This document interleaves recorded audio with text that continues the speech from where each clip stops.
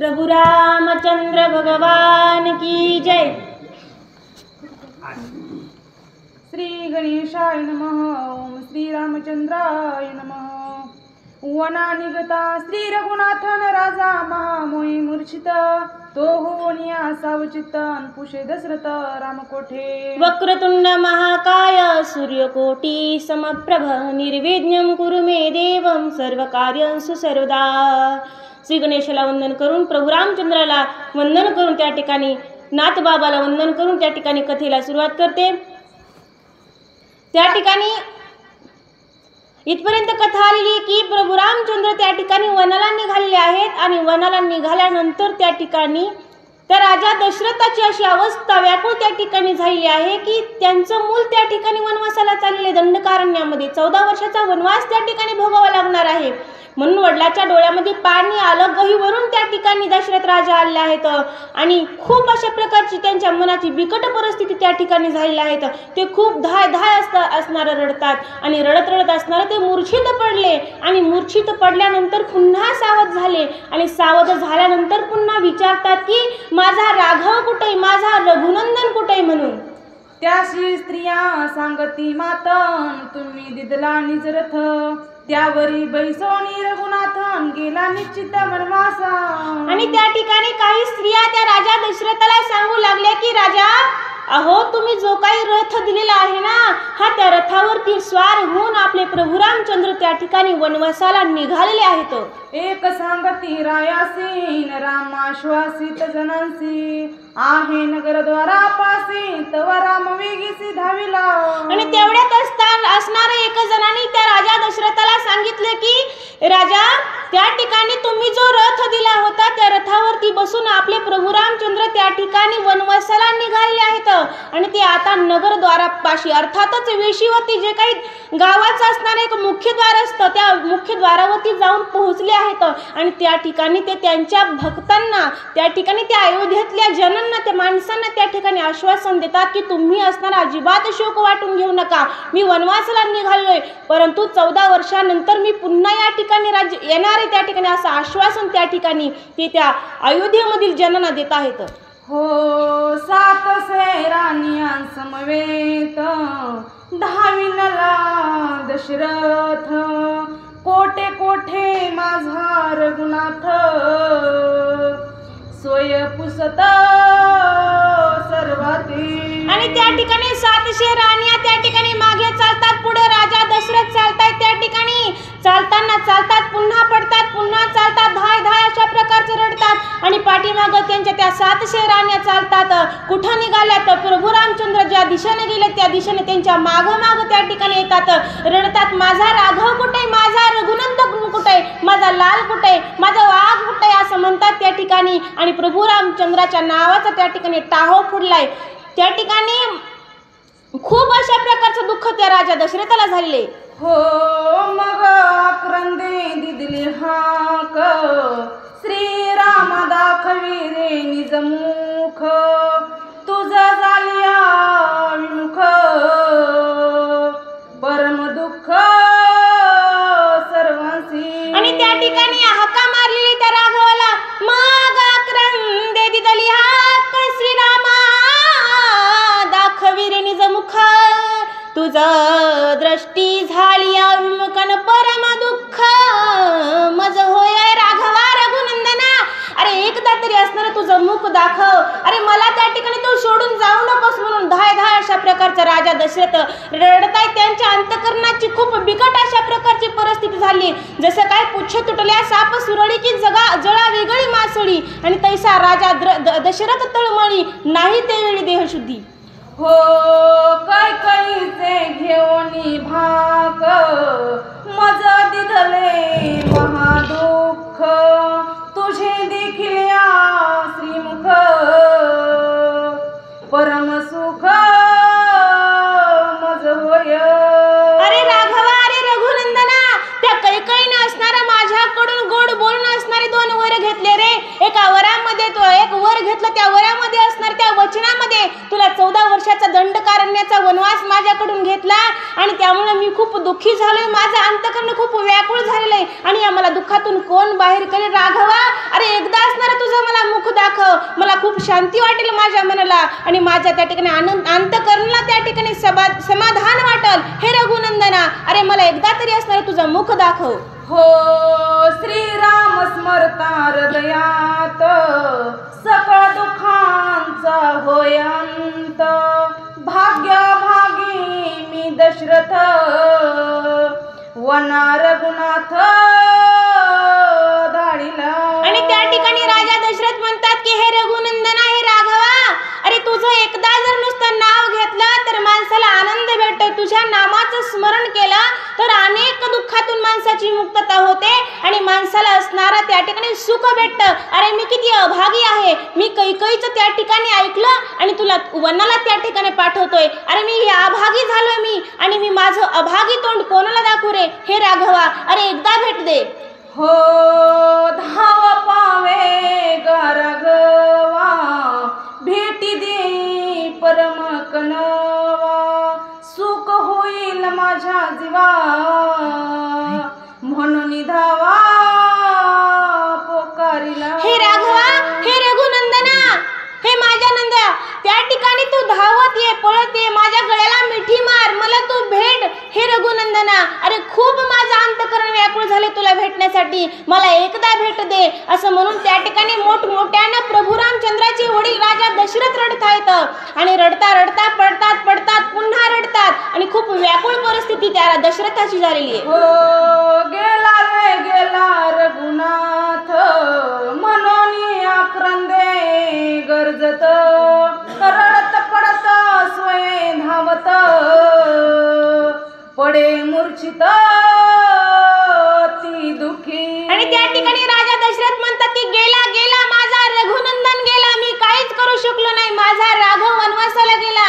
आणि असं म्हणून रडत रडत त्या ठिकाणी ते मूर्छित पडलेले तर अशी बिकट अवस्था त्या राजा दशरथाची झालेली आहे. हो राम म्हणे ते राहता दृढ वाढेल मोह ममता.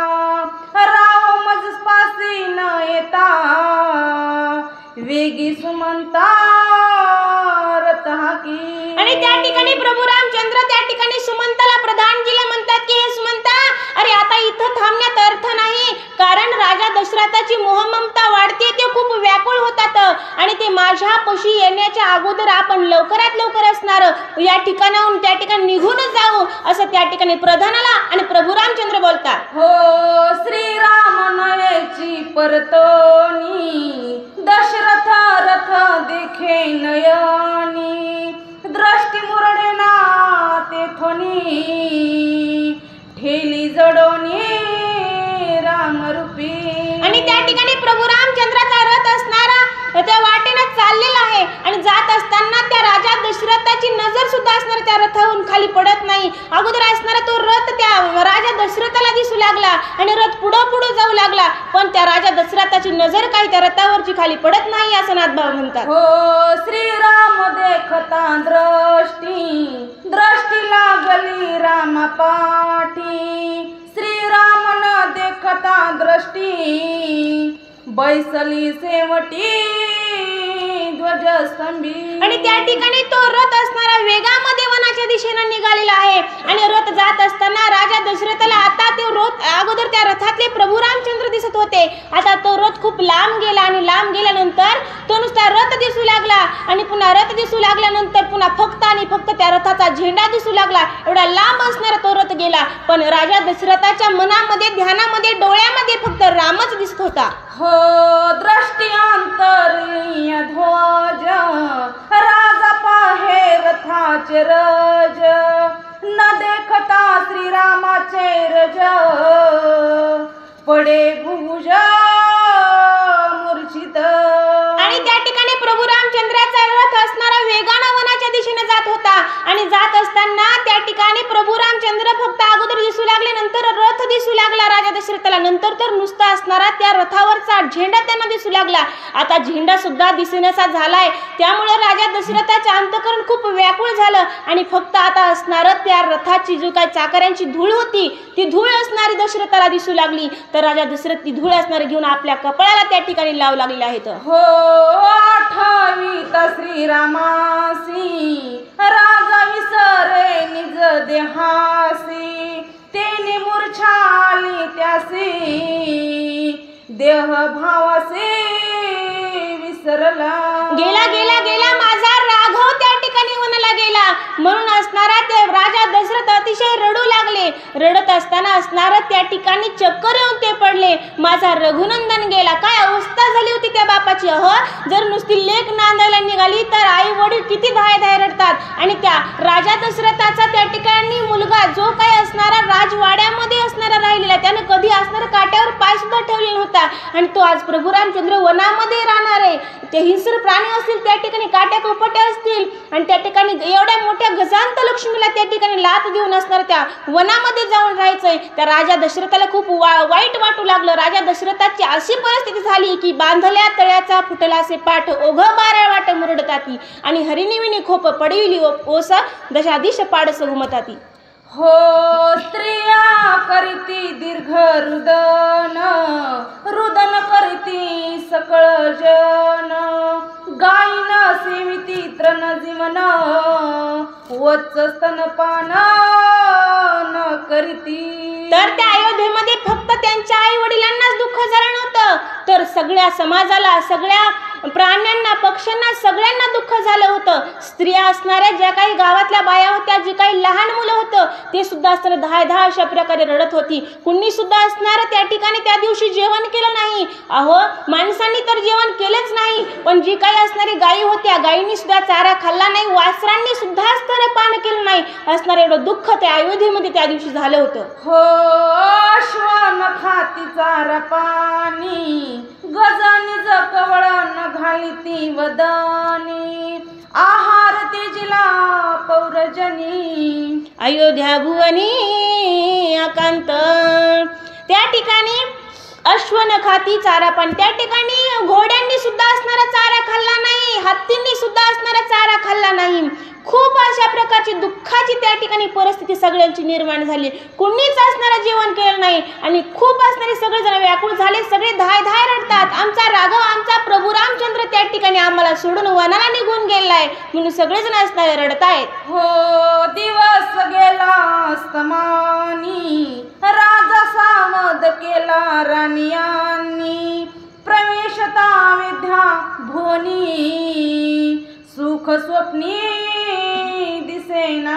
आणि त्या ठिकाणी प्रभू रामचंद्र वनाला निघून गेले. सगळे रडले रडले आणि खूप व्याकुळ झाले. आणि मग नंतर काय झालं त्या ठिकाणी प्रभू रामचंद्राच्या आईने असणारा राजा दशरथाच्या हाताला धरलं. हाताला धरून असणारा त्यांना त्या राजमहालामध्ये घेऊन गेले.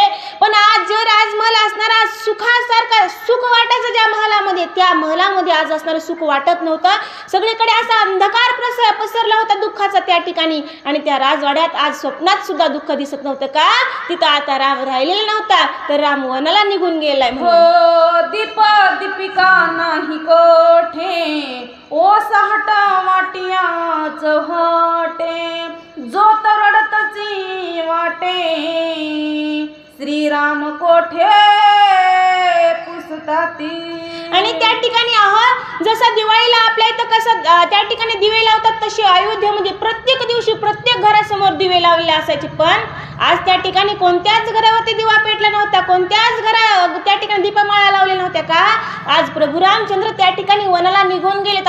प्रत्येक ठिकाणी एकच चर्चा पसरली होती. राम कुठे माझा राम कुठे. राम वनाला गेला. सगळे व्याकुळ झालेले त्याने धाय धाय रडतायत. अशी परिस्थिती आज त्या अयोध्येची झालेली आहे. हो श्रीराम परवेशलिया वनी घरोघरी दीर्घ रडणी अरंधोळा पडला विद्या भुवनी अन्न कोणी न खाय. नाथबाबा म्हणतात की प्रभू रामचंद्र त्या ठिकाणी वनामध्ये गेल्यानंतर काय परिस्थिती झाली अयोध्येची. कुणी सुद्धा अन्न घेतलं नाही. अरंधोळ पडला अयोध्या भुवनी म्हणजे सगळीकडे रडण्याचा नुसता आरडाओरडा त्या ठिकाणी सुरू झाला. कुणी सुद्धा असणार त्या ठिकाणी त्या दिवशी सुखी नव्हतं. सगळे दुःखी झालेले आहेत. हो नसा होय श्रीराम विवेक दुःख राजा राणी सकळ लोक अवघे म्हणती घेऊ विख वसिष्ठे देख निवारिले. आणि त्या ठिकाणी राजा राणी असतील अजून त्या अयोध्येमधले असणारी सगळे माणसं असतील ते म्हणू लागले त्या ठिकाणी, आमचा राम आमचा रघुनंदन आम्हाला त्या ठिकाणी सोडून गेला वनामध्ये, आता आम्हाला जिवंत राहावं अशी अपेक्षाच त्या ठिकाणी शिल्लक राहिली नाहीये. सगळेजण म्हणू लागले की आता औषध घ्यावं, विष घ्यावं आणि ते पिऊन असणारी आत्महत्या करावी का, तर त्या प्रभू रामचंद्राशिवाय एक क्षण सुद्धा आम्ही जगू शकत नाहीत असं त्या ठिकाणी सगळेजण म्हणतायत. तेवढेच असणार आणि वसिष्ठ ऋषी त्यांना काय म्हणतात ऐका पुढच्या ओळीमध्ये. 14 वर्ष वनवासी राम प्रमिल निमेषार्धेसी लाहोनी त्रिभुवन यशासी अयोध्येसी. त्या ठिकाणी वशिष्ठ ऋषी गुरुवर्य म्हणतात की औषध पिऊन त्या ठिकाणी तुम्ही प्राण त्याग करू नका, माझं ऐका. 14 वर्ष वनवासाला प्रभू रामचंद्र जातील आणि गेल्यानंतर असणारे जे काही दृष्ट अशा प्रकारचे राक्षस आहेत ना, त्या राक्षसांचा नायनाट करतील प्रभू रामचंद्र आणि नायनाट करून एक विजयाचा ध्वजस्तंभ घेऊन त्या ठिकाणी अयोध्येमध्ये येतील. तुम्ही आता गडबड घाई करू नका, त्या ठिकाणी तुमच्या मनामध्ये कुठल्याच प्रकारचा क्रोध राग आणू नका. क्रोधाग्नी पेटता मनी विवेक बुद्धी जाते जळवणी घडती पापे हतुनी अनर्थ होत असे. माझं ऐका, तुम्ही असणारे अनर्थ ओढून त्या ठिकाणी घेऊ नका, हा खूप अन्याय होतोय. प्रभू रामचंद्र येतील आणि त्या ठिकाणी तुम्हाला 14 वर्षानंतर भेट देतील. हो मारोनी राक्षसांच्या क्रोडी सोडवणी देवांची बांधवडी उभवणी राम राज्याची गुढी येईल तातडी श्रीराम. त्या ठिकाणी वसिष्ठ ऋषी म्हणतात की माझं ऐका, माझे ऐका वचन प्रमाण, माझं ऐका. तुम्ही त्या ठिकाणी औषध पिऊन त्या ठिकाणी आत्महत्या करू नका. प्रभू रामचंद्र 14 वर्षाच्या नंतर त्या ठिकाणी त्या राक्षसांचा दृष्टांचा नैनाट करतील आणि विजयाचा ध्वज त्या ठिकाणी घेऊन अयोध्येमध्ये येतील. अयोध्यात त्या ठिकाणी गुढी उभा राहील आणि त्या ठिकाणी प्रभू रामचंद्र पुन्हा अयोध्येमध्ये येतील. तुम्ही असणारा कुठल्याच प्रकारचं दुःख आणि वाटून घेऊ नका. माझे वचन मान प्रमाण वाहतो श्रीरामाचे यान विष घेऊन देता प्राण अधपतन पावल. वसिष्ठ ऋषी म्हणतात की माझे वचन ऐका प्रमाण, माझं ऐका. वाहत असे आन विठोबाची, आम्ही प्रभू रामचंद्राची शपथ घेऊन सांगतो की विष घेऊन आत्महत्या करू नका. भगवंत प्रभू रामचंद्र त्या ठिकाणी येतील, अयोध्येमध्ये सगळ्यांना भेट देतील आणि तुम्ही जर आत्महत्या केली तर तुम्हाला निश्चितच नरकालाच गेल्याशिवाय त्या ठिकाणी नरकाला जावं लागत. म्हणून तुम्ही आत्महत्या करू नका. आता विष पिऊन मरण्यापेक्षा 14 वर्ष दम धरा आणि भगवंताची आणि तुमची भेट होईल. होय कोणी वसिष्ठाची वाणी राजा प्रवेशला राजभवनी श्रीराम आठविता मनी पडला धरणी मूर्छित. आणि त्या ठिकाणी वसिष्ठ ऋषींनी राजा दशरथाला समजावून सांगितल्यानंतर असणारा राजा दशरथाने त्या ठिकाणी गुरूंचं वचन ऐकलं पण मन काही समाधान नव्हतं आणि तो असणारा स्वतःच्या राजवाड्यामध्ये स्वतःच्या ग्रहामध्ये त्या ठिकाणी गेलेत राजा दशरथ, पण स्वतःच्या मनाला समाधान नव्हतं, खूप दुःख होतं आणि परत पुन्हा असणारे राजा दशरथ मूर्छित त्या ठिकाणी पडलेले आहेत. होरीकडे श्रीराम आपण शीघ्र करिता वन प्रयाण पाठी लागले ब्राह्मण राहविल्या जाण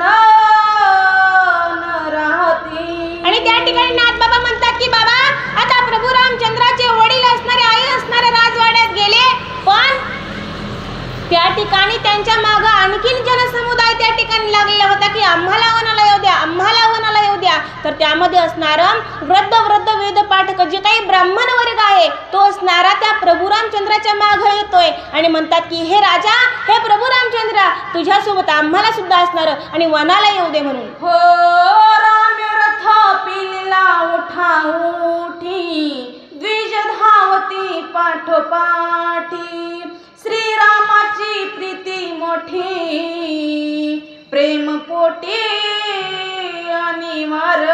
आणि त्या ठिकाणी प्रभू रामचंद्राचा रथ असणारा वेगामध्ये त्या ठिकाणी जात होता. होता, पण तरी सुद्धा त्यांच्या मागं असणारे त्या ठिकाणी ब्राह्मण लोक, त्या ठिकाणी जे काही परमपूज्य आदरणीय जे काही असणारे ब्राह्मण होते, जे असणारे ऋषीमुनी होते, ते असणारे प्रभू रामचंद्राच्या सोबत असणारे वनाला येत आहेत आणि म्हणतात की हे प्रभू रामचंद्रा, हे राघवा, अरे तुझ्या सोबत असणारे आम्हाला वनाला येऊ दे, नाहीतर तूच तरी असणाऱ्या वनाला जाऊ नको म्हणून. हो श्रीरामाच्या संगती वनवासी करावया वस्ती, दृष्टी ठेवून रथी ब्राह्मण धावती लवला हे. आणि त्या ठिकाणी ते असणारे ब्राह्मण म्हणतात की हे प्रभू रामचंद्र, हे राघवा, अरे तुझ्या सोबत असणारा आम्हाला वनाला येऊ दे, आम्ही तुझ्या सोबत असणाऱ्या वनामध्ये राहूत, आम्हाला येऊ दे, आम्हाला तुझी प्राप्ती हवी, आम्हाला तुझा आसरा आदर त्या ठिकाणी हवाय, आम्हाला तुझ्याशी त्या ठिकाणी संवाद करायचा, तुझ्यासोबत राहायचं त्या वनामध्ये, आम्हाला येऊ दे, अशा प्रकारचा हट्ट आणि त्या ठिकाणी त्या ब्राह्मणांनी प्रभू रामचंद्राशी घातलेला आहे. वृद्ध वृद्ध वेद पाठक तपस्वी अग्निहोत्री आज्ञिक आणि काही बहुसाल लोक मोठे हाकती दिधली. त्या ठिकाणी नाथ बाबा म्हणतात की ब्राह्मण होते, मग कोण कोण होते, त्या ठिकाणी थकलेले असणारे वृद्ध होते, म्हातारे असणारे ब्राह्मण होते, वृद्ध वृद्ध वेद पाठक, अग्निहोत्री जे काही असणारे, अग्नी म्हणजे स्वतः अग्नी पेटवणारे, समाधीस्थ राहणारे अग्निहोत्री आज्ञिक असे असणारे खूप त्या ठिकाणी विद्यामध्ये पारंगत असणारे ब्राह्मण लोक होते, असे खूप असणारे विद्वान होते ते. आणि त्यांनी असणारे प्रभू रामचंद्र हाका मारले, राघवा, हे रघुनंदना, अरे आम्हाला तुझ्यासोबत येऊ दे म्हणून. हो शीघ्र नेता श्रीरामासी शरण रथाच्या वारुवांसी रामा नवा मापासी वेगी वनवासी नया.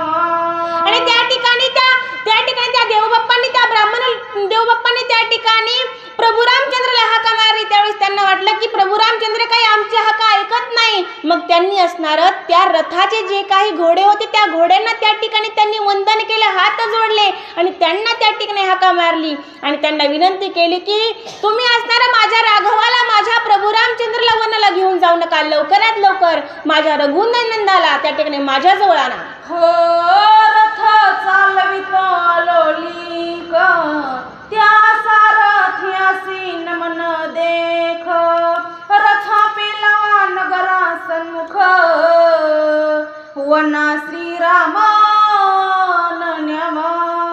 आणि त्या ठिकाणी त्या देवबाप्पांनी त्या ठिकाणी घोड्याला त्या ठिकाणी विनंती केली. मग घोड्यांनी सुद्धा त्यांना वाटलं ऐकलं नाही, म्हणून त्यांनी त्या रथाचा जो काही सारथी होता, जे सुमंत प्रधान जे होते, त्यांना विनंती केली की तुम्ही असणारा माझ्या राघवाला वनाला घेऊन जाऊ नका, त्याला आमच्याकडे आणा असं म्हणतात. श्रीराम जवा मागे पाहेन तव जन समुदाय धावत आहे, उडी टाकोनी लावला आहे वंदोनी पाय बोलत. आणि त्या ठिकाणी प्रभू रामचंद्रांना पाठीमाग मान वळून पाहिलं तर त्यांना असणारे देवबाप्पा दिसले. खूप लय मोठे होते, खूप संख्या होती त्यांची. आणि मग त्या ठिकाणी भगवान प्रभू रामचंद्रांना बघितलं आणि त्यावेळेस त्यांनी रथ थांबवला, रथातून उडी टाकली आणि त्या देवबाप्पा जे होते त्यांच्या चरणावरती माथा ठेवला आणि त्यांना काय विनंती करतात ऐका. स्वामी कष्टले ती बहुत दुरीन म्हणून द्विजांची चरण चुरी वनवास दंडकारण्य माझरी तुम्ही कैशा परी आले तेथे. आणि त्यावेळेस असणाऱ्या प्रभू रामचंद्रांना रथातून खाली उडी टाकली आणि उडी टाकून असणारा त्या देवबाप्पाच्या असणाऱ्या चरणावरती माथा ठेवला, त्यांचे पाय ते असणारे झोपू लागले आणि म्हणतात की असणारे स्वामी, अहो तुम्ही कशासाठी माझ्यासोबत वनात येतात? तो दंडकारण्य जे काही वन आहे ते खूप दुर्धर आहे, तुम्ही तिथं येऊ नका, तुमचे पाय दुखायले असतील, तुमची मी सेवा करतो.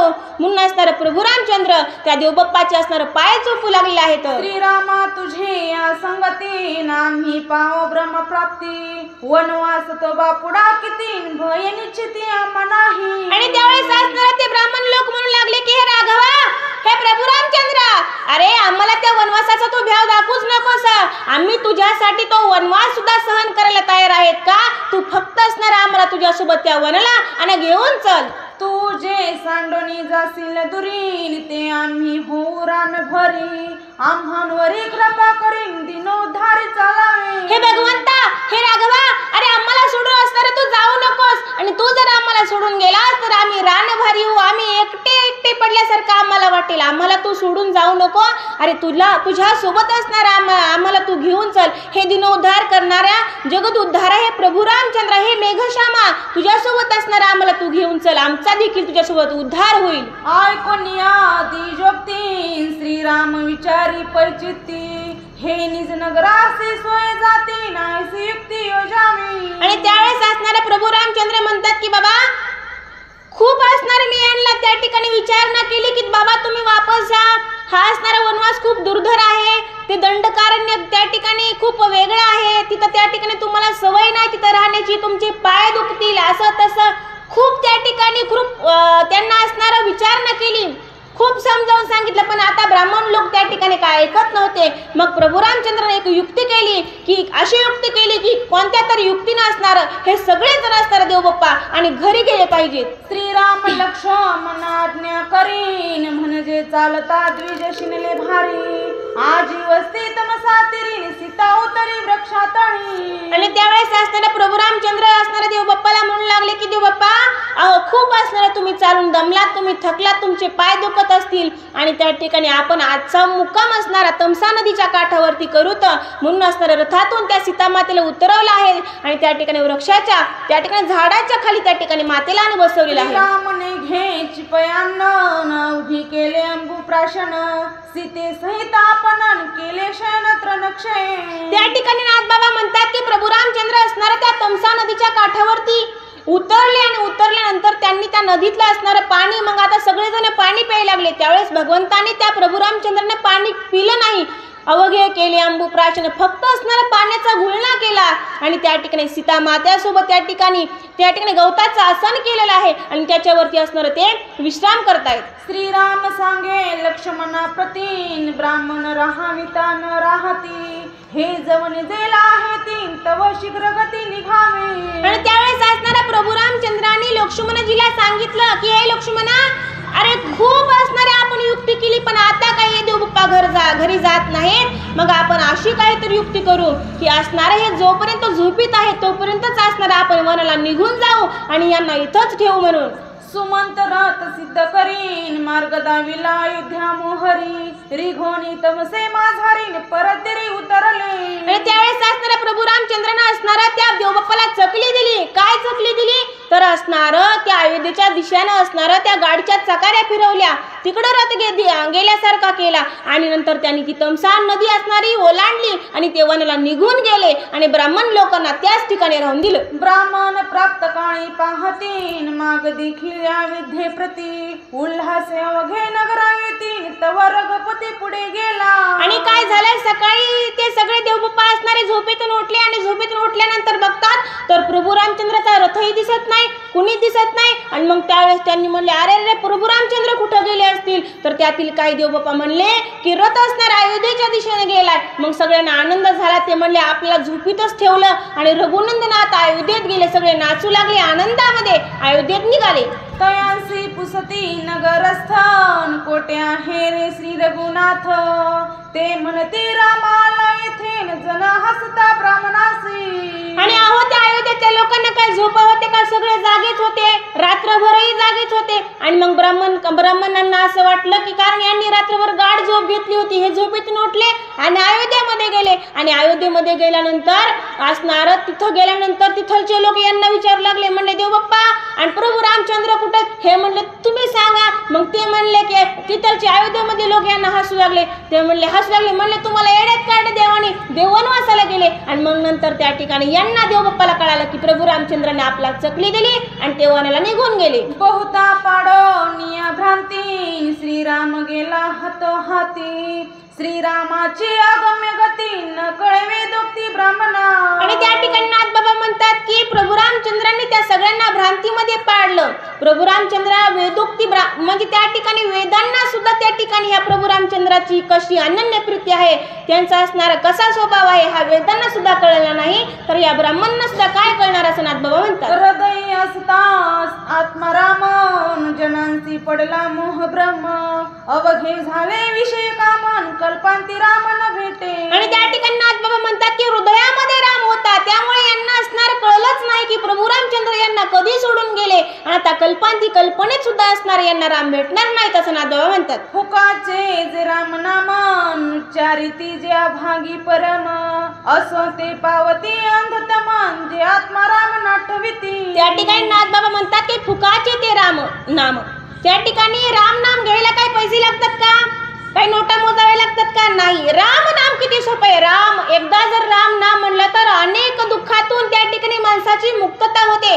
84 लक्ष योनीच्या त्या ठिकाणी भव समुद्रातून माणूस पार होतो. पण कधी जर राम नामाचं भजन केलं तर मग नाथबाबा म्हणतात की राम नाम घेणं किती सोपं आहे, फुकटचं, त्याला काही पैसे द्यायचेत का? नाही. पण आपला हा काही जो काही मनुष्य देह आहे हा आपल्याला कशासाठी भेटलाय तर आपला त्यातून या जन्मातून आपला उद्धार करून घ्यायचा त्यासाठी. मग नाथबाबा म्हणतात की हे फुकटचं नाम आहे तरी सुद्धा कुणालाही घेऊ वाटत नाही. आणि जे घेत नाहीत त्यांना अंधतम म्हणजे त्या ठिकाणी त्यांना नरकात जावं लागेल. असो हे एरीकडे रघुपतीन दुसरे दिवसी दिनांती इंगुदी वृक्षी केली वस्ती निकट भागीरथी प्रवाह.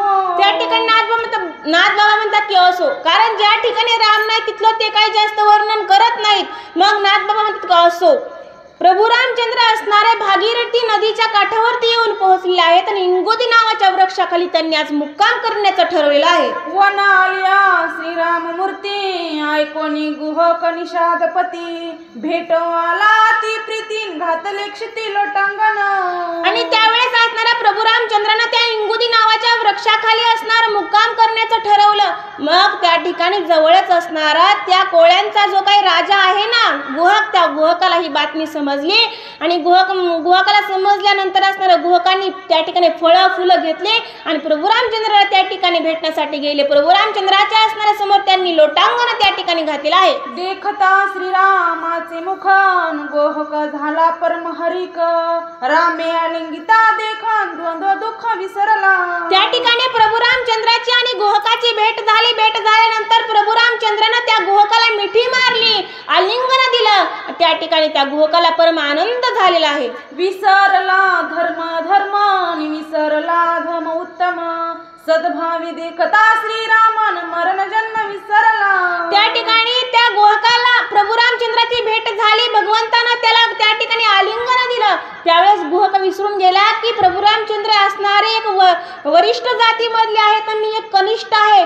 विसरला मितूपणा, मी कोण आहे, प्रभू रामचंद्र कोण आहेत, सगळं असणारं देह भान त्या गुहकाचं विसरलेलं आहे आणि आनंदी आनंद गुहकाला झालेला आहे. विसरला कर्म करतेपण विसरला सेमितपण देखता श्रीरामाचे चरण समाधान गुहकासी. त्या ठिकाणी मी कोण आहे, प्रभू रामचंद्र कोण आहे, माझं काम काय आहे, प्रभू रामचंद्राचं काम काय, या सगळ्या असणार तो गुहक विसरून गेला, आनंद झाला आणि त्या प्रभू रामचंद्राची भेट झाली. यात त्यांना खूप समाधान झालेलं आहे. करिता श्रीराम नाम स्मरण समनिर्दळे जन्म मरण त्याचे देखता श्री चरण गोळवन भावा. त्या ठिकाणी गोळक म्हणतो की ज्या प्रभू रामचंद्राचं जर नुसतं नाव घेतलं तर माणसाला जन्म मरणाच्या फेऱ्यातून मुक्तता भेटते. त्या प्रभू रामचंद्राच्या जर नावात एवढी ताकद आहे तर मला आज त्या भगवंताचं त्या ठिकाणी चरणाचं दर्शन त्या ठिकाणी झालेलं. मला आज तो रघुकुळ टिळक पाहायला मिळालेला आहे. माझं किती मोठं भाग्य आहे, माझं किती असणार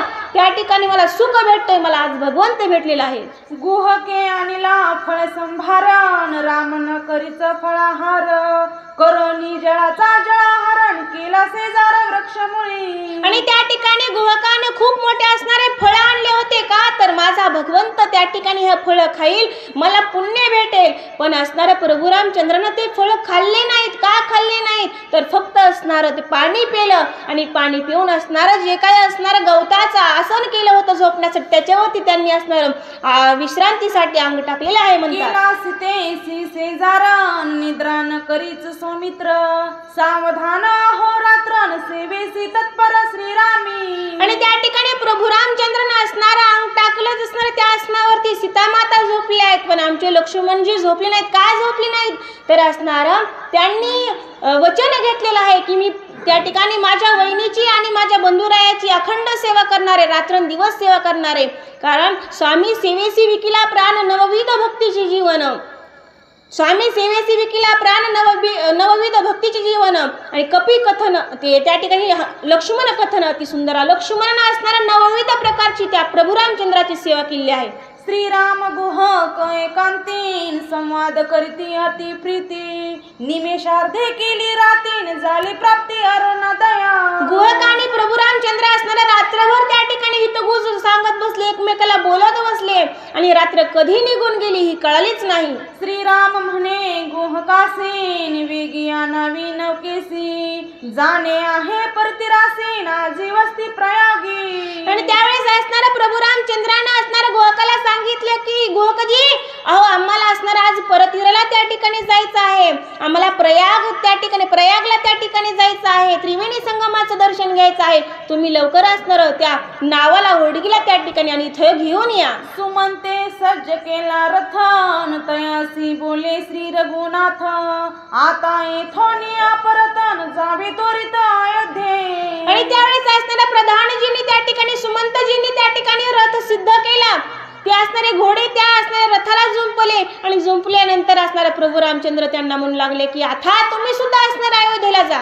तमसा तिरी हुनी रथन परतावा हा निश्चितार्थ ब्राह्मण संघाच्या त्यागार्थे तुझा येतपर्यंत आणले. त्यावेळेस असणारा प्रभू रामचंद्र म्हणू लागले की हे सुमंत राजा अहो तुम्हाला तमसी नदीच्या काठावरूनच असणार अयोध्येमध्ये वापस पाठवायचं होतं, पण त्या ठिकाणी ते देवबाप्पा असणारे मागे आले होते ना, हा त्यांना वापस लावण्यासाठी तुमचा मी असणार उपयोग केला रथाचा, तिकडे चकाऱ्या दाखवल्या आणि तुम्हाला इकडं आणलं, पण आता तुम्ही असणार अयोध्येमध्ये जा. ऐकोनी श्रीरामाचे वचन सुमंत पडला मूर्छपन्न दीर्घ आक्रंदे करी रुदन रामस चित्त घन अंतरला. आणि त्या ठिकाणी त्या सुमंताला असताना खूप दुःख वाटू लागलं की मला प्रभू रामचंद्र अयोध्येमध्ये जा म्हणतात. खूप रडू आलं त्या ठिकाणी. सुमंत जी असणारे धाय रडू लागले का आता त्या ठिकाणी मला सुद्धा माझ्यामध्ये सुद्धा भगवंताचा अंतर पडणार आहे, मी प्रभू रामचंद्रला अंतरणार आहे, हे वनाला जाणार आहे, तर मला अयोध्येत जायचंय म्हणून त्यांना खूप दुःख वाटू लागलं आहे. रीता देखो नियारथन होईल अयोध्येसी आकांत प्राण सांडिला दशरथन नको ते मज धाडू. आणि त्यावेळेस असणार सुमंतजी म्हणतात की हे राघवा रघुनंदना तुम्ही असणार मला त्या अयोध्येमध्ये पाठवू नका. हो मी जर रथ घेऊन गेलो आणि हा रथ जर रिकामा दिसला तर असणारा राजा दशरथ प्राण सोडून देईल, मला हे दुःख बघू वाटणार नाही आणि हे दुःख मला बघण्याची अपेक्षाच नाही. हे रघुनंदना अरे मला तू आता अयोध्येमध्ये पाठवू नको म्हणून असणार राजा त्या ठिकाणी रामासोबत असणारा ते सुमंतजी धाय रडू लागलेले आहेत. तुझं सांडो निरगुनाथा अयोध्ये माझी मजा जाता सुख न पवेगा सर्वथा चरणी माथा ठेविला.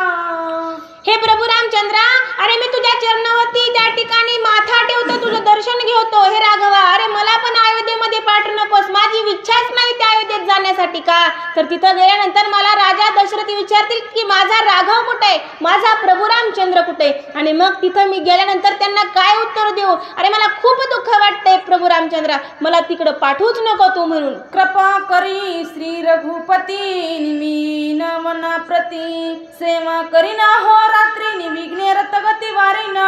अरे प्रभू रामचंद्रा अरे तू आता नाही म्हणूच नकोस, मला अयोध्येला पाठवू नको राघवा.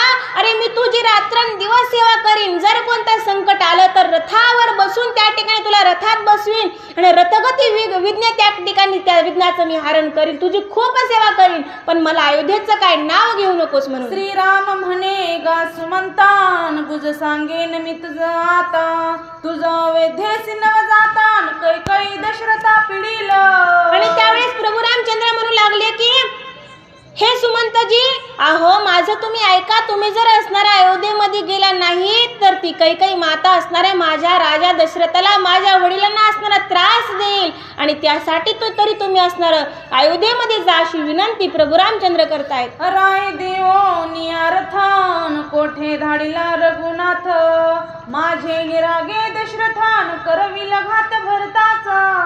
प्रभू रामचंद्र म्हणतात की सुमंतजी, अहो तुम्ही माझं ऐका, तुम्ही अयोध्येमध्ये जा आणि अयोध्येमध्ये गेल्यानंतर सगळ्यांना सांगा की आम्ही त्या ठिकाणी त्यांना रथामध्ये सोडलं, प्रभू रामचंद्र वनाला गेले. आणि तुम्ही जर त्या ठिकाणी गेला नाही तर कैकेयीच्या मनामध्ये अगोदरच विकल्प आहे. ती राजा दशरथाला म्हणेल की तुम्ही प्रभू रामचंद्राला रथामध्ये बसून कुठंतरी बाहेर लांब लावलंय, त्याला तुम्ही वनवासाला लावलं नाही, माझ्या भरताला मारण्यासाठी तुम्ही पाठवलंय. आणि अशा प्रकारचा विकल्प तिच्या मनात येईल. म्हणून हे सुमंता तू अयोध्येत जा. पायी जावे वनवासासीन, साक्ष पेरत का दिला त्यासी, मारावया भरतासीन राय रामासी पाठविले. आणि त्या ठिकाणी कैकेयी म्हणेन की राजा दशरथाला की मी तुमच्याकडून असणारे वर घेतलं होतं, त्या वरामध्ये होतं की पायी पायी वनवासाला जायचं दंडकारण्यामध्ये, आणि तुम्ही तर राघवाला त्या ठिकाणी रथ दिलाय, रथामध्ये जायचं नव्हतं, तुम्ही निश्चितच असणारा माझ्या भरताला मारण्यासाठी रथ दिला असावा, असा त्या ठिकाणी विकल्प त्या कैकेयीच्या मनामध्ये येईल. आणि याच्यासाठी तरी तू जा असं त्या ठिकाणी सुमंताला प्रभू रामचंद्र म्हणतात. भरता मारविल्या पाठीन, राम बैसावा राज्यपटी, विकल्प कैकेयीच्या पोटी, तो गेल्या पाठी सांडिल. हे सुमंता, अरे तू अयोध्यामध्ये गेल्यानंतर असणाऱ्या कैकेयीच्या मनातला विकल्प बाजूला जाईल. तिच्या मनामध्ये विकल्प आहे. कोणता विकल्प आहे की असणारा तुला प्रभू रामचंद्राला असणारा भरताला मारण्यासाठी पाठवले आणि भरताला मारल्यानंतर प्रभू रामचंद्र गादीवर बसतील असा विकल्प त्या कैकेयीच्या मनामध्ये आहे. आणि तू अयोध्येमध्ये गेल्यानंतर हा विकल्प असणारे पूर्णपणे त्या कैकेयीच्या मनातून जाईल. त्यासाठी सुमंता तू अयोध्येमध्ये जा. रीते देखो नियर्थासीन, राम झाला वनवासी, सत्य मानेल कैकेयीसीन, या कार्यासी तू जाईल. सुमंता, अरे तू असणार अयोध्येमध्ये गेल्यानंतर तुझा हा रथ रिकामा बघितल्यानंतर त्या कैकेयीला तिच्या मनाला समाधान वाटेल आणि मग तिला वाटेल की खरोखरच प्रभू रामचंद्र पायी पायी असणार त्या दंडकारण्यामध्ये वनवासासाठी गेलेला आहेत. आणि मग असणार माझ्या कुठंतरी वडिलाच्या जीवाला समाधान वाटेल, नाहीतर ही कैकेयी असणार माझ्या वडिलांना पिडल्याशिवाय राहणार नाही. माझी आज्ञा ह्याशीन, तू जावे अयोध्येसी, दशरथाने कौशल्यशीन, सुख उपदेशी ब्राह्मणा. हे सुमंतजी, अहो माझी आज्ञा तुम्ही ऐका, त्या अयोध्येमध्ये जा आणि अयोध्यामध्ये गेल्यानंतर माझ्या आई वडिलांना, माझ्या आईंना, माझ्या वडिलांना त्या ठिकाणी तुम्ही सांगा की मी इकडे वनामध्ये सुखरूप आहे आणि 14 वर्षानंतर मी निश्चितच अयोध्येमध्ये येणार आहे.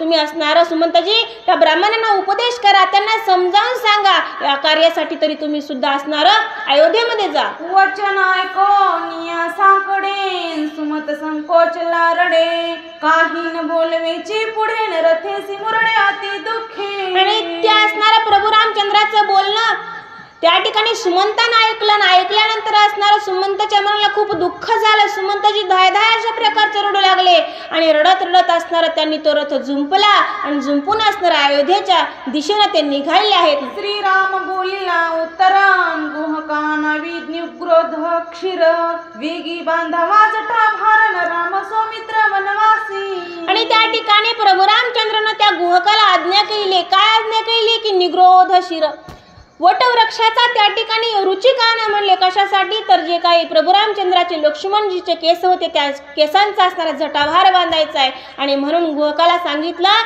की तुम्ही असणारा तो निग्रोध त्या ठिकाणी रुचिकाना आणि आमचा रथा त्या ठिकाणी जटाभार बांधा म्हणून.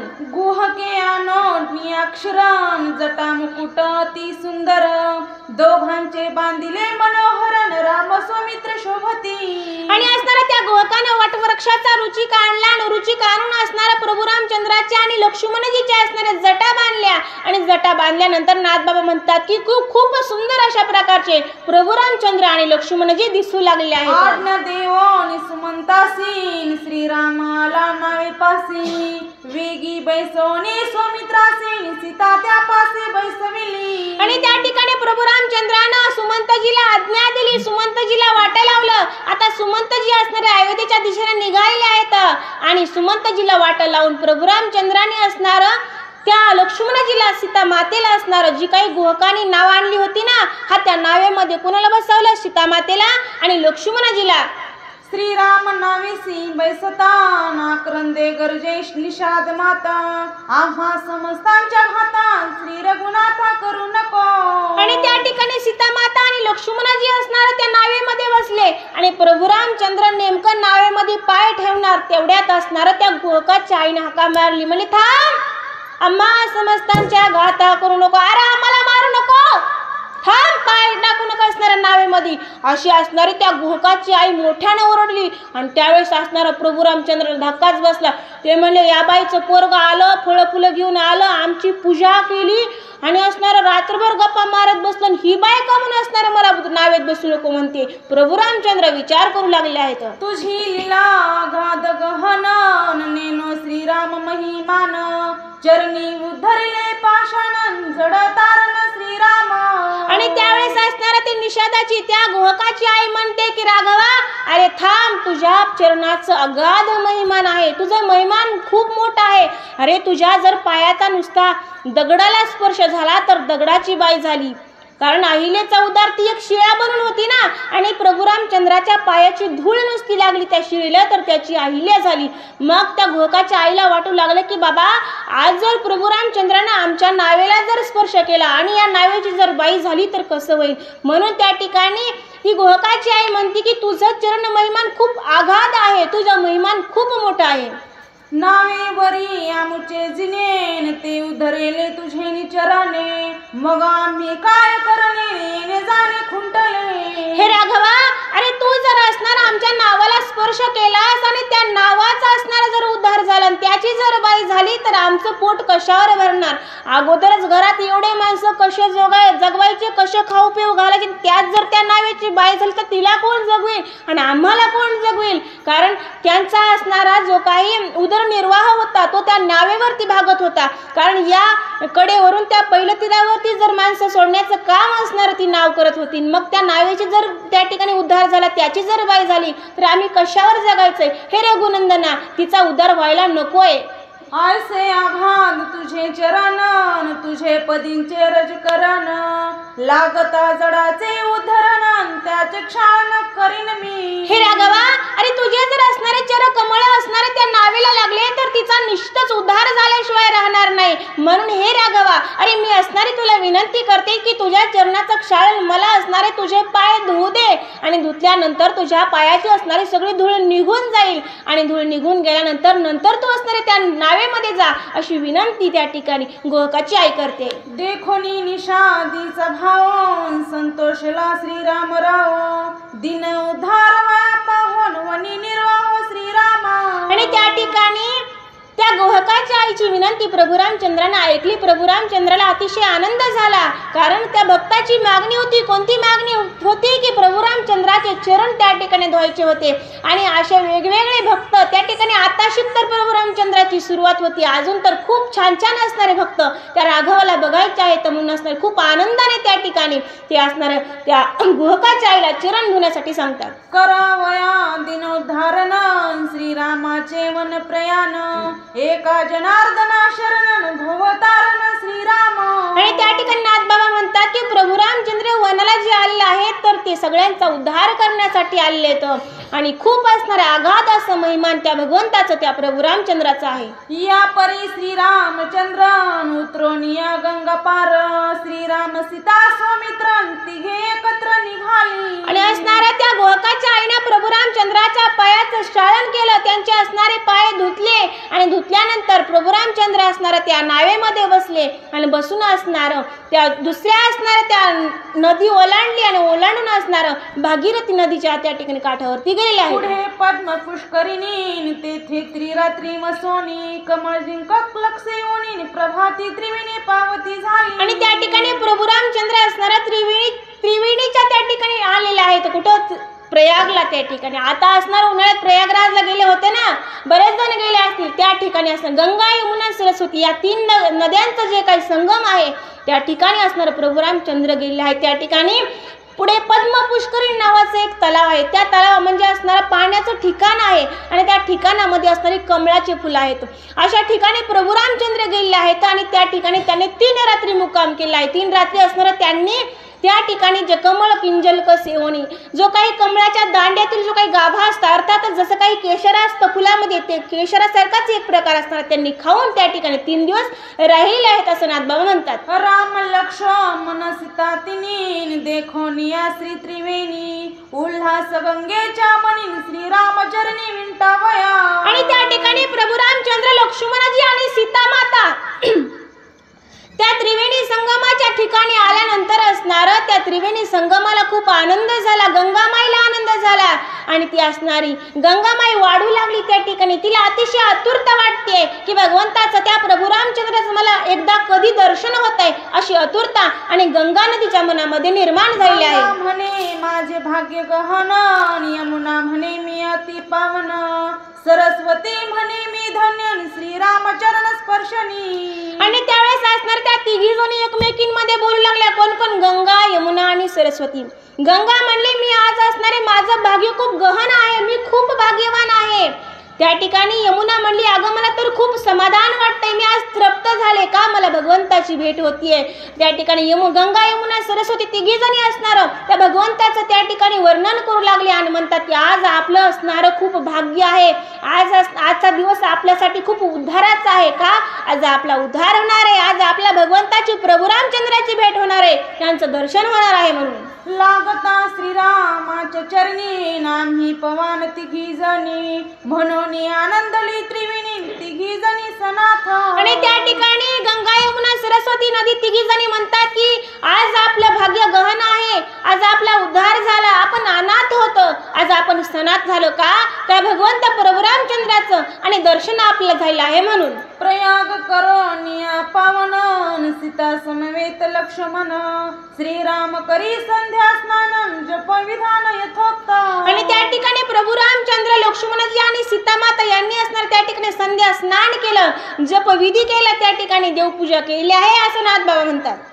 श्रीराम लक्ष्मण सीते सहितान भारद्वाजाश्रमायेत, ऋषीने देखोनी श्री रघुनाथ नाला धावत साकोरा. आणि त्या ठिकाणी त्या त्रिवेणी संगमाच्या जवळ असणार भारद्वाज ऋषींचा असणारा आश्रम होता. त्या ठिकाणी प्रभू रामचंद्र, लक्ष्मणजी आणि माता सीता तिघ जण गेले आणि गेल्यानंतर त्या ऋषीने प्रभू रामचंद्राला बघितलं आणि अतिशय आनंद त्या ऋषीवर्याला झालेला आहे. सोये श्रीराम आपण केले साष्टांगी नमन, सौमित्रे घातले लोटांगण वंदिले चरण जानकीने. आणि त्यावेळेस असणारा प्रभू रामचंद्रांना असणारा साष्टांग नमन त्या ठिकाणी त्या ऋषीवर्याला केलं. कोणत्या ऋषीवर्याला? तर भारद्वाज ऋषींना त्या ठिकाणी नमन केलं.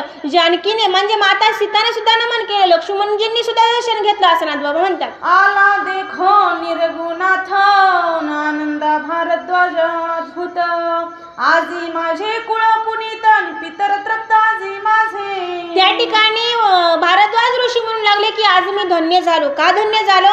तर जो काही जगाचा मालक आहे, जे प्रभू रामचंद्र आहे, ते स्वतःहून आज असणार माझ्या घरी आले आहेत. आज माझं कुळ त्या ठिकाणी पावन झालं, माझे पित्र तृप्त झाले, माझा वंश धन्य झाला. का? आज भगवंत स्वतःहून पाय चालत माझ्या त्या ठिकाणी आश्रमामध्ये आले आहे. म्हणून त्या ठिकाणी भारद्वाज ऋषींना आनंद झालेला आहे. आजी माझा वंश धन्य, आजी माझा आश्रम पावन, आजी माझे याग संपूर्ण सफळ ध्यान आजी माझे. भारद्वाज ऋषी म्हणतात की आज असणारा माझा वंश धन्य झाला, माझे आज असणारा त्या ठिकाणी आश्रम पवित्र झाला, आज माझा उद्धार झाला. का? रघुकुळ टिळक असणारे माझ्या आश्रमामध्ये आले. आज असणारा मी काही जप याग ध्यान जे केलं होतं भगवंताचं ते असणारं सुफळ झालं. आज माझ्या असणाऱ्या मेहनतीला आज फळ मिळालं. आज मला रघुनंदनाचं दर्शन झालेलं आहे. आजी माझे धन्य नयन, आजी विश्रांती साले समाधान, झाली ध्येय ध्याता ध्यान संपन्न श्रीरामचरण देखोनी. भारद्वाज ऋषी म्हणतात की आज असणारं मला खूप समाधान वाटतंय, कारण प्रभू रामचंद्र म्हणजेच एक समाधान आहे आणि घर चालत समाधान आल्यामुळे असणारं आज माझ्या विश्रांतीला समाधान मिळालं. जे काही असणारं मी आजपर्यंत समाधी अवस्था जी होती, ज्या समाधी अवस्थेमध्ये असणारं मी भगवंताला बघत होतो त्यापेक्षाही आज मला जास्त सुख वाटते. माझा भगवंत मला आज घरी येऊन दर्शन दिलेलं आहे. स्वभावी देखता रघुपती ज्ञानेसी विज्ञानाची प्राप्ती आजी जीव सीमासी विश्रांती श्रीराम मूर्ती देखोनी. भारद्वाज ऋषी म्हणतात की असणारा आज जीव शिवाला समाधान मिळालं का तर मला असणाऱ्या प्रभू रामचंद्राची भेट झाली. आज माझा उद्धार झाला का तर मी खूप असणारी तपश्चर्या केली पण तितकं सुख मला आजपर्यंत मिळालं नाही. आज एवढं सुख होत आहे. भगवंत स्वतःहून असणार माझ्या भेटीसाठी आलेला आहे. हो हर्ष करिता स्तवन अश्रुपूर्ण झाले नयन हृदय धरिता रघुनंदन समाधान ऋषीवर्या. प्रभू रामचंद्राच्या समोर असणारा त्या ऋषीवर्यानं खूप असणारं कौतुक केलं. म्हणतात की प्रभू रामचंद्र आज माझ्या आश्रमामध्ये आले. आज माझं कुळ धन्य झालं. माझा वंश धन्य झाला. माझे पितृ तृप्त झाले. आज मला समाधान मिळालं. आज भावाची बोलवण झाली. आज माझा उद्धार झाला. असे त्या ठिकाणी प्रभू रामचंद्रा समोर असणारं स्तवन करत होते. आणि स्तवन करत असताना भगवंताने त्या प्रभू रामचंद्रानं ऋषीवर्याची त्यांना असणारं आलिंगन दिलं. त्यांना मिठी मारली आणि त्यावेळेस असणारं त्या गुरुवर्य ऋषीवर्याला भारद्वाज ऋषींना अतिशय आनंद झालेला आहे. हो ऋषी पावनी समाधान केले अर्ध्यापाद्यादी पूजन फळे आणोनी संपूर्ण दिदले भोजन फळाहार. आणि त्या ठिकाणी असणारा प्रभू रामचंद्रानं असणारा त्या भारद्वाज ऋषींची असणारे त्या ठिकाणी जाऊन सेवा केली. काय केलं? फळं आणली असणाऱ्या ऋषींना खायला. आद्यपाद्यादी पूजन त्यांचं केलं असणारं असं नाथबाबा म्हणतात. हो ऋषी सद्भावे निर्मळ श्रीरामी अर्पिता फळ देह गेहा रामाचे केवळ सुफळी सकळ श्रीराम. आणि त्या ठिकाणी प्रभू रामचंद्रांनी असणारं त्या ऋषीवर्याची पूजा केली. कारण प्रभू रामचंद्र असणारं लहान थोर असं मानत नव्हते. कारण प्रभू रामचंद्राने असणारं त्या गुरुवर्यांना मोठा मान दिला होता. कारण ते वयस्कर होते. ते खूप मोठे होते. आणि म्हणून असणारं भगवंतानी प्रभू रामचंद्रांनी त्या ऋषीवर्यांची पूजा केली. आणि पूजा केल्यानंतर त्या ऋषीवर्यानं असणारं प्रभू रामचंद्राला फळं खायला दिले. आणि फळं खायला दिल्यानंतर असणारं प्रभू रामचंद्राला फळं दिल्यामुळे असणारा त्या गुरुवर्याचा सुद्धा उद्धार झाला. आणि जे फळं ज्या झाडाची होती त्याचा सुद्धा असणारा उद्धार झालेला. हो सर्व समाधी असता धनी न पुरे ऋषीच्या चित्ता श्रीराम सेवा सुख सेविता समाधी अवस्था ते तुच्छ. त्या ठिकाणी भारद्वाज ऋषी म्हणतात की बाबा प्रभू रामचंद्र जर असा डोळ्यासमोर आपल्याला सेवा करायला त्या ठिकाणी असणारा बोलायला चालायला गाठ भेट असणारी भगवंताची होते. समोरासमोर भगवंत त्या ठिकाणी आपल्याला भेटतोय. आणि अशी जर असणारी भगवंताची जर सेवा करायची जर भेट होत असेल तर यापेक्षा असणारी जी काही समाधी अवस्था आहे ती तुच्छ आहे असं गुरुवर्य भारद्वाज ऋषी म्हणतायत. हो ऋषी म्हणे श्रीरामासी दुरी वनवासा तू का जासी प्रयाग तीर्थारावो सर्व तीर्थासी 14 वर्ष येथेच राहे. आणि त्यावेळेस असणारा भारद्वाज ऋषी प्रभू रामचंद्रला म्हणतात की हे राघवा रघुनंदना अरे 14 वर्ष त्या ठिकाणी दंडकारण्यात जाण्यापेक्षा तू इथंच राहा का तर इथं त्रिवेणी संगम आहे. खूप पुण्यशील असणारी नदी आहे. आणि या ठिकाणी असणारे फळं फुलं असणारे सगळं भरपूर आहे. हे भगवंता अरे तू इथंच राहा अशी विनंती भारद्वाज ऋषी आणि भगवंताला करतायत. हो श्रीराम म्हणे ऋषीनाथा माझा निश्चय ते राहता अयोध्येच्या प्रजा समजता देखोनी समीपता धामतील. आणि प्रभू रामचंद्र त्या ठिकाणी म्हणतात की हे गुरुवर्या स्वामी माझा ऐका हो मी इथं राहिलो असतो पण इथं राहू शकत नाही का तर असणाऱ्या अयोध्येपासून हा प्रयागराज असणारा तीर्थ त्रिवेणी संगम जवळ आहे. आणि जवळ असल्यामुळे मी राहू शकत नाही का. जर अयोध्येतल्या गावातल्या माणसांना सगळ्यांना जर समजलं मी जर इथं राहतोय तर निश्चितच ते इथं आल्याशिवाय राहणार नाही. हो चुकवणी आलो मी द्विजगण, आवश येतील ते ब्राह्मण, स्त्रिया वृद्धाती दिन, समस्त जण येतील. अहो स्वामी, मी राहिलो असतो इथं, पण राहू शकत नाही. का राहू शकत नाही? तर मी असणार अयोध्येतील ब्राह्मणांना चुकवून असणार त्या अयोध्येमध्ये पाठवलेलं आहे. आणि आता जर त्यांना समजलं ना की प्रभू रामचंद्र भारद्वाज ऋषींच्या आश्रमाजवळ राहतात तर ते निश्चितच इथं आल्याशिवाय राहणार नाहीत. म्हणून हे स्वामीजी मी इथं राहू शकत नाही. हो श्रीराम भेटी आणि प्रयाग स्नान, पर्व काळ ती पावन, जनक येईल धावन, सीताभिगमन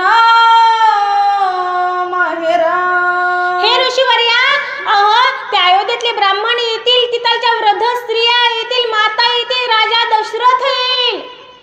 तेवढंच नव्हे तर जनक राजा सुद्धा इथं येईल. काय येईल? तर असणारं आमची सुद्धा भेट होईल. आणि हे असणारं प्रयागराजचं जे काही तीर्थ आहे, जो काही त्रिवेणी संगम आहे, हा खूप पुण्यशील आहे. आणि प्रयागराजचं दर्शन, त्या ठिकाणी स्नान होईल आणि दर्शन होईल आणि त्या ठिकाणी आमची भेट सुद्धा होईल.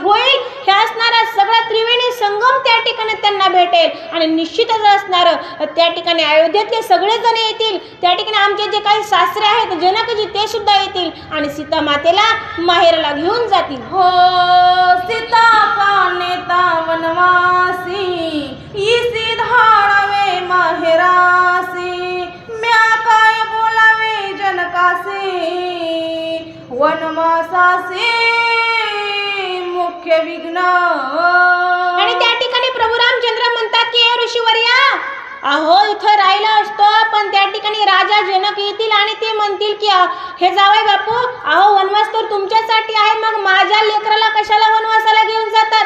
कारण सीतामाई असणाऱ्या राजमहलामध्ये राहिलेल्या होत्या.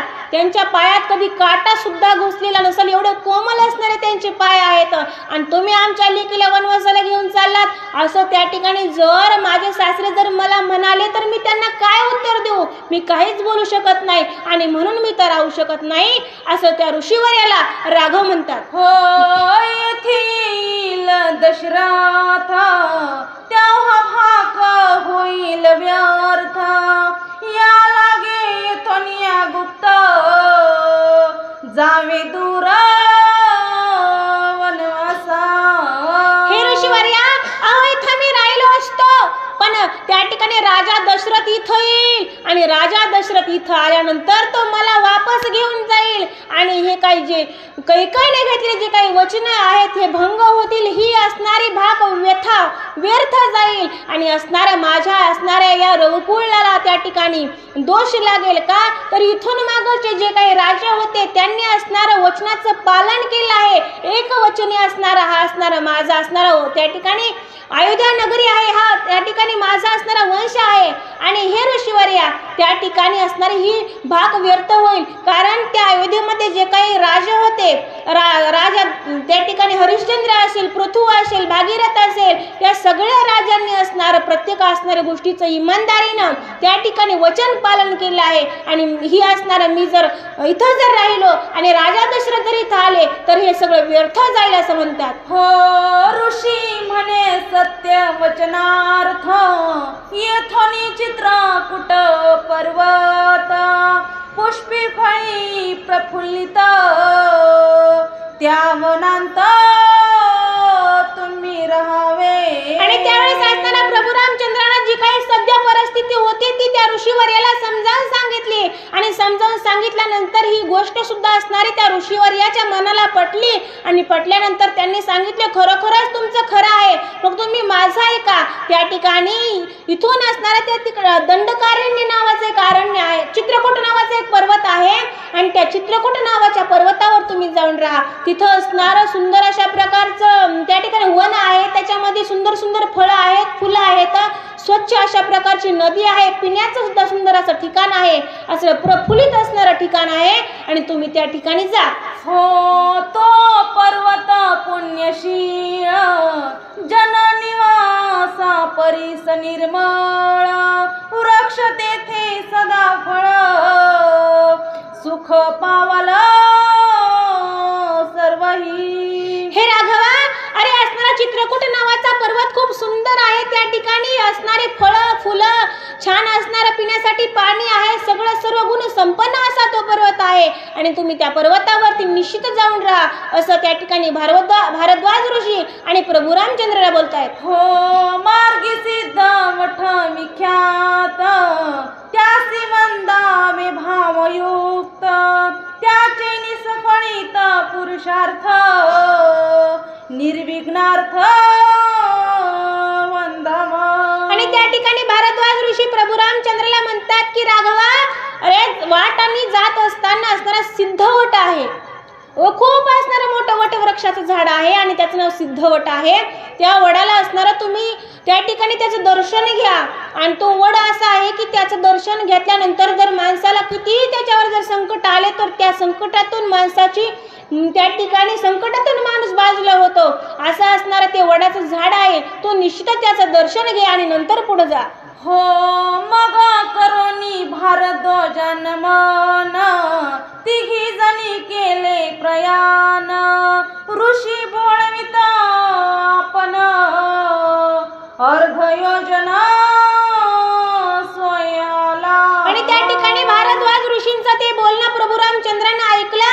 प्रभू रामचंद्रानं माता जानकीनं आणि लक्ष्मणजींनी असणारं त्या गुरुवर्याचं ऋषीवर्याचं त्या ठिकाणी दर्शन घेतलं आणि दर्शन घेऊन असणारं ते चित्रकूट पर्वताच्या दिशेने निघाले आणि निघाले असताना त्या भारद्वाज ऋषींनी अर्ध योजनपर्यंत असणारं त्यांना वाट लावायला आणि आलेले आहेत. हो रामी ऋषी सराहवनी तिघे यमुने ते उतरणी पाहत शोभानव काननी आली थाकोनी सिद्धवटा. आणि त्या ठिकाणी प्रभू रामचंद्रांनी जे काही वाटा लावण्यासाठी जे काही ऋषीवर्य आले होते ना, त्यांना सांगितलं जसं की आपल्या घरी पाहुणे आल्यानंतर आपण स्टँड पर्यंत वाटा लावायला जातो ना, अगदी तसंच प्रभू रामचंद्राला त्या ठिकाणी भारद्वाज ऋषी असणार ते अर्ध्या वाटेपर्यंत असणार सोडायला आले ना. आल्यानंतर प्रभू रामचंद्र म्हणाले की हे गुरुवर्य, हे ऋषीवर्य, तुम्ही आता असणार परत आश्रमामध्ये जा, आम्ही तिघजण असणार आता चित्रकूटावर त्या ठिकाणी जात होतो.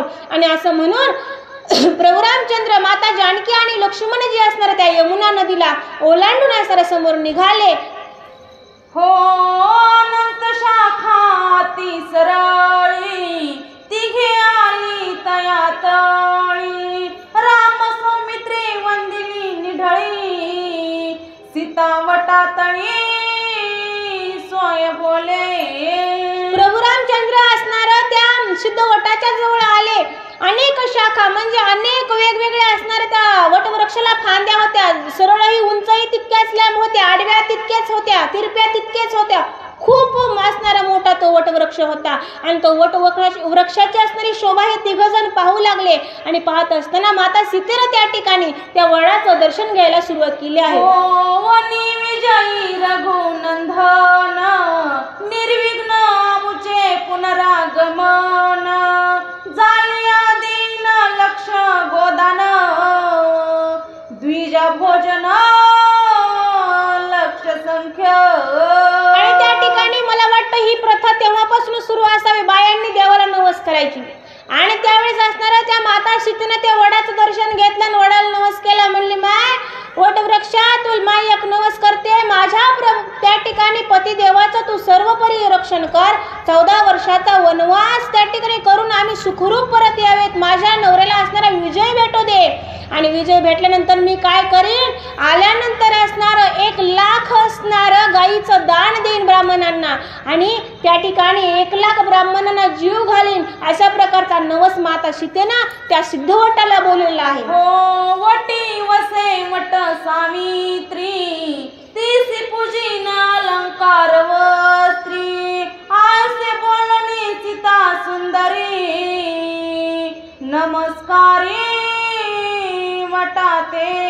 आणि त्या ठिकाणी माता सीतेनं असणारा त्या वडाला असणारा नवस बोलला आणि त्या वटवृक्षामध्ये जी काही वट सावित्री असते ना, त्या वट सावित्रीला असणारा नवस केला की म्हणाले की हे माय हे वट सावित्री, अगं असणारा आम्ही परत आलोत ना वनाहून, त्यावेळेस असताना मी तुला असणारा सर्व अलंकारानं भरवीन, त्या ठिकाणी वस्त्राचं दान करीन आणि त्या ठिकाणी यथा सांग अशा प्रकारचं दर्शन घेतलं माता सीतेनं त्या वटवृक्षाचं. हो तेथोनिया शीघ्रवत्र पावली चित्रकूट पर्वत, शोभा देखोनी अत्याद्भुत श्री रघुनाथ सुखावला. आणि असणारा प्रभू रामचंद्रानं माता सीतेनं लक्ष्मणजींनी असणारं त्या वडाचं दर्शन घेतलं आणि तिथून असणारं पटपट असणारं त्या चित्रकूट पर्वतापर्यंत येऊन असणारे ते तिघजण पोहोचले आणि पोहोचल्यानंतर तिथलचं जे काही रम्य वातावरण होतं ते रम्य वातावरण हे तिघजण पाहू लागलेलं आहे. हो पर्वत देखोनी शोभायमान, मार्गश्रमा झाली बोळवण, ती तिघे झाली सुख संपन्न, तेथे आपण राहावे. आणि त्या ठिकाणी तो जो काही पर्वत होता चित्रकूट नावाचा तो अतिशय सुंदर होता, खूप रम्य वातावरण होतं. आणि प्रभू रामचंद्र लक्ष्मणजी सीता माता एकमेकांना म्हणू लागल्या की इथपर्यंत चलत येत असताना जो काही आपला शिनभाग वाला होता तो शिनभाग असणारा हा त्या ठिकाणी पर्वत बघून उतरलेला आहे, असं ते संवाद एकमेकात करतात. हो राम म्हणे सौमित्रासी, वेगी रचावे आश्रमासी, आनोनी गज भग्न वृक्षासी, पर्णशाळेसी निर्मावे. आणि त्या ठिकाणी चित्रकूट पर्वतावरती हे तिघं पोहोचल्यानंतर भगवंत प्रभू रामचंद्राने लक्ष्मणजीला आदेश दिला की म्हणाले, हे लक्ष्मणा, अरे आता आपण इथं आलोत आणि इथं आल्यानंतर आता आपल्याला पहिली सोय करावं लागेल ते आपल्याला घर राहण्यासाठी आपला आश्रम बांधावा लागेल. मग आश्रम बांधण्यासाठी असं म्हणले का प्रभू रामचंद्र आता घी कुराडन तोड झाडन आनंद बांध आश्रम नाही, गज भग्न झाले वृक्ष म्हणजे हत्तीनं असणारं जे काही झाडं पाडलेलं आहेत ते झाडाचे असणार तू फांटे आण, त्याच्यापासून असणारं आपल्याला त्या ठिकाणी आश्रम बनव असा आदेश त्या ठिकाणी आज्ञा त्या प्रभू रामचंद्रानं छोट्या बंधुरायाला केली आहे. हो श्रीरामाचे निज शेजार, रचिले अति मनोहर, दुसरी शाळा सविस्तर, ऋषीश्वर रहिवासा. लक्ष्मणाला असणारा प्रभू रामचंद्रांना आज्ञा देताच असणारं त्यांनी सुरुवात केली. कशाला सुरुवात केली? जे हत्तीनं पाडलेले असणारे वृक्ष होते त्यांचे फाटे आणले आणि सुंदर अशा प्रकारचं असणारी एक आश्रम बनवला, एक रूम बनवली ती प्रभू रामचंद्रासाठी आणि माता सीतेसाठी. आणखीन एक रूम बनवली ती कोणासाठी?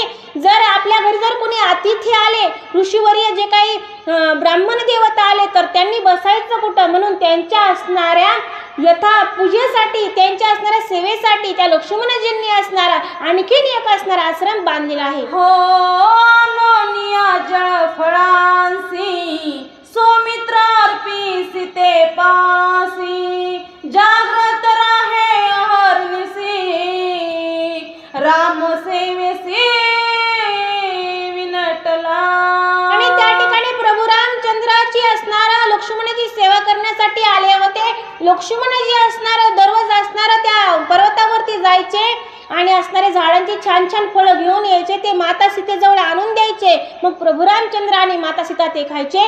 प्रभू रामचंद्राची असणारे लक्ष्मणजी रात्रंदिवस असणारी त्या ठिकाणी राखणदारी सेवा ते ठिकाणी करू लागले आहेत. मुखी हो मुखी नित्य श्रीराम नाम, सर्व इंद्रिय श्रीराम कर्म, हृदय परमात्मा श्रीराम, भक्तोत्तम सौमित्र. आणि त्या ठिकाणी नाथबाबा म्हणतात की प्रभू रामचंद्राचा कनिष्ठ जो काही भाऊ आहे, जे लक्ष्मण जे आहे त्यांच्या अखंड असणारं तोंडामध्ये राम नाम होतं. श्रीराम राम जय जय राम, श्रीराम जय राम जय जय राम, श्रीराम राम जय जय राम, श्रीराम जय राम जय जय राम, श्रीराम राम जय जय राम, श्रीराम जय राम जय जय राम. त्यांच्या असणाऱ्या तोंडामध्ये भगवंताचं नाव होतं, त्यांच्या शरीरातल्या रोमामध्ये त्या भगवंताचं नाव होतं आणि रात्रंदिवस भगवंताचं त्या ठिकाणी नामस्मरण लक्ष्मणजी करतात आणि अशी त्या ठिकाणी आपल्या बंधुरायाची आपल्या वहिनीची त्या ठिकाणी ते सेवा करतात. हो श्रीराम सेवा ती निर्वाण लक्ष्मणासी फावली पूर्ण एका जनार्दना शरण भरता गमना वधारा. त्या ठिकाणी नाथबाबा म्हणतात की त्या लक्ष्मणाजीचं खूप भाग्य मोठं आहे, कारण त्यांना आज प्रभू रामचंद्राची सेवा करायला भेटते आणि लक्ष्मणजी सुद्धा असणार एकनिष्ठ भावाने असणार त्या भगवंताची प्रभू रामचंद्राची त्या ठिकाणी सेवा करतात. एकनाथ महाराज असणार जनार्दन स्वामींना शरण जाऊन सांगतात की असणार प्रभू रामचंद्राची खूप अशा प्रकारची छान सेवा त्या लक्ष्मणजीला मिळालेली आहे. स्वस्ती श्री भावार्थ रामायणे अयोध्याकांडे एकाकार टीकाया श्रीराम सीता लक्ष्मण चित्रकूट पर्वत गमन नामात 9वा अध्याय गोडहा. त्या ठिकाणी नाथबाबा आपल्या असणाऱ्या गुरूंना जनार्दन स्वामींना शरण जाऊन सांगतात की बाबा प्रभू रामचंद्राजी याचे असणारे लक्ष्मणजी यथासांग अशा प्रकारची सेवा करतात आणि असणारा हा अध्याय जो काही 9वा होता प्रभू रामचंद्राच्या चित्रकूटावरती असणारे आगमन नावाचा जो काही अध्याय होता ह्या अध्यायाची या ठिकाणी समाप्ती झालेली आहे आणि पुढच्या अध्यायामध्ये असणारं सुमंतजी आता त्या ठिकाणी अयोध्येमध्ये येणार आहेत आणि अयोध्येमध्ये आल्यानंतर असणारं त्या ठिकाणी आता राजा दशरथाची भेट होणार आहे. उद्याच्या अध्यायामध्ये राजा दशरथ असणार स्वर्गाला जाणार आहेत अशी कथा उद्या येणार आहे. तरी असणार कथा सांगत असणारे जर कुठं हुकाचूक झाली असली तर असणार तुम्ही एक आई वडील आहात माझे, म्हणून मी तुमच्या असणाऱ्या समोर विनंती करते की तुम्ही असणार मला माफ करा, कारण माझं 6 महिन्याचं बाळ घरी ठेवून आले, अर्धा जीव त्याच्याच आणि अर्धा जीव इथं आहे त्याच्यामुळं असं एवढं बोलून असणार मी इथंच कथेला त्या ठिकाणी पूर्ण विराम देते. प्रभू रामचंद्र भगवान की जय.